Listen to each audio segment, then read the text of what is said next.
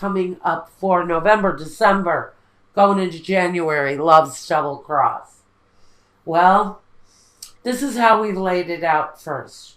We have one of the people involved here, one of the people involved here.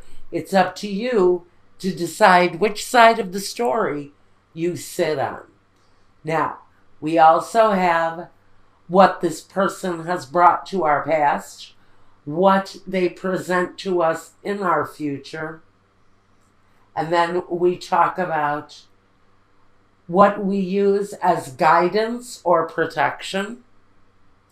And then these three down the middle with the Sevillas are our obstacles, what may get in our way. Now, first, on one person's side, we have the King of Wands, the Three of Pentacles, the Eight of Swords, the Eight of Cups, and the High Priestess. Now, this tells me that one of these people in the situation, we could be talking about someone that has a lot of fire in their energy, or can represent a partner who is a fire sign. That would be Sagittarius, Leo, Capricorn. Now, or Capricorn, not Capricorn, you are Capricorn. Sagittarius, Leo, Aries. I don't know why that came out. Maybe you're dealing with another Capricorn, but they're very much like this character, King of Wands. He's very creative. He's kind of open-minded and free-spirited and a little bit wild and unpredictable. He brings so fun to your relationship, and he brings character, and he brings a good amount of stability, although he can be really unpredictable sometimes with the things he does. Hard worker, dedicated, may even be on the ladder of success, but he makes you feel left out. There's an element, and maybe this is you or the other person, but one of you has this Eight of Swords mentality where, you feel maybe restricted or left out. Maybe their career keeps them very busy, and you really are left on the outside of what they do on the day-to-day. You can talk about being left in the dark about what someone does during their day-to-day. Now, under that card of mystery, that card of being restricted in one way or another, it's swords, so it's mental energy. So someone is feeling very much left out of someone's situation, connected to their day-to-day. But with the Eight of Cups right under the Eight of Swords, this talks about being unhappy with the situation and maybe having to walk away from it. So one of the people in this situation, and like I said, we're going through great transitions right now.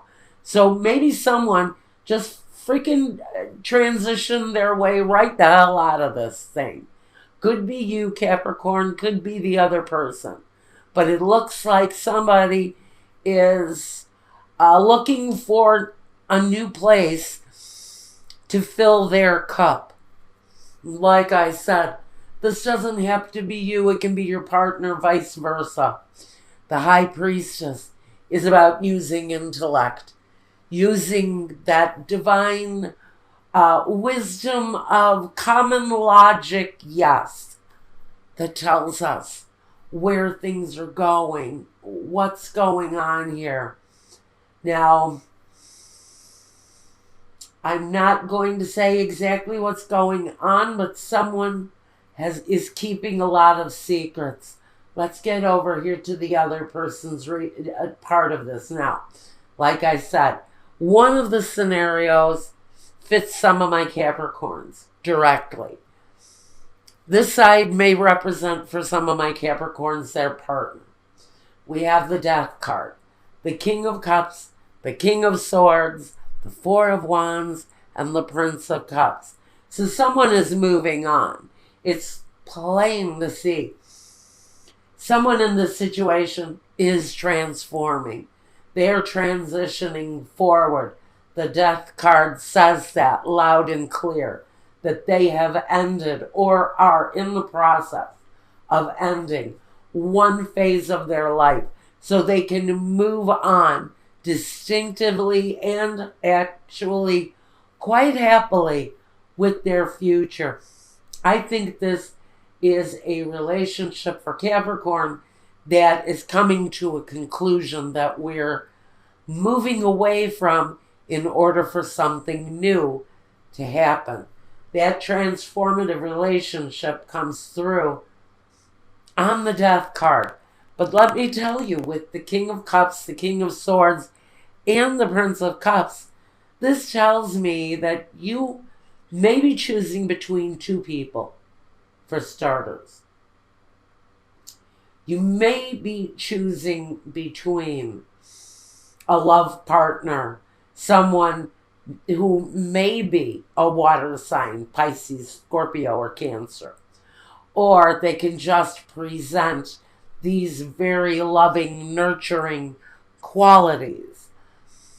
With the King of Swords, he brings clarity to the situation if it doesn't represent an actual person. If it represents an actual person, he can be very judgmental, he can be cold, he can be calculating in the things that he does. He can often be immature and self-centered. But if he's not an actual air sign person, Gemini, Libra, or Aquarius, he can represent someone who brings, he can be then an energy that gives clarity to the situation, that someone may have choices in front of them. With the Four of Wands, this person has reestablished their life in a brand new place, or they've taken on a brand new way of living their life. But there's happiness. This can be the wedding card. It talks about festive occasions within the home. But it talks about happiness at the foundation, which is really what we want to transform into, isn't it? So one of these people has walked away. Maybe even both people are now finding the path. They're finding their footing. They're looking for the direction. If they haven't actually found their direction, they are looking at that situation and how it pertains to them now. Okay, now we want to talk about the past and what you have brought to one another in the past in this relationship. On one end, one person, this person who has walked away from the situation, with the Four of Cups, has suffered rejection at the hands of a partner who has turned away from them, and maybe turned away from them in incredibly deceptive ways. Because at the focus we have the Seven of Swords. That is the deception. So what one person has experienced from the past in this relationship is rejection. The other person, what they have brought to this relationship is the Moon, secrets, the unknown. If this is you who has transformed through this energy already, and you're finding your true path in life, finally, you've experienced secrets held, and you've also had to keep secrets of your own. Now, again, there's a feeling of rejection between these two people. This might be an energy that you both feel due to one another and your own progression moving forward. I really feel that this situation may have been stuck in a mentally conflicted kind of energy for a while. This can talk about a relationship, I'm going to say, that's gone on for anywhere from 19 to maybe 25 years. But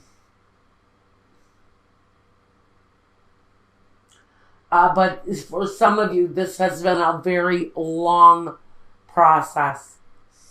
Now, what you both bring in the future, or what it looks like what you're experiencing, some of you in the future, one of you is facing incredibly hard work and being reflective on exactly what you have and is it sufficient to sustain you. Another person is looking at their conflicted mental energy. They're very much in their heads, very much maybe having depression, sadness. I almost want to say,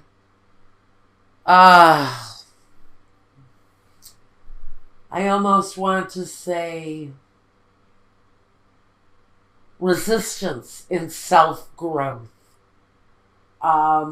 Maybe they don't know how to move on. And that's why we've got the Seven of Pentacles here. Because maybe this person has been so wrapped up in their own thoughts or so wrapped up in the lies and the deceit that they are stuck now. They can't move forward. One of you is stuck. One of you is transforming, is mutating forward. Now, first, let's talk about the roadblocks, the obstacles, the landmines.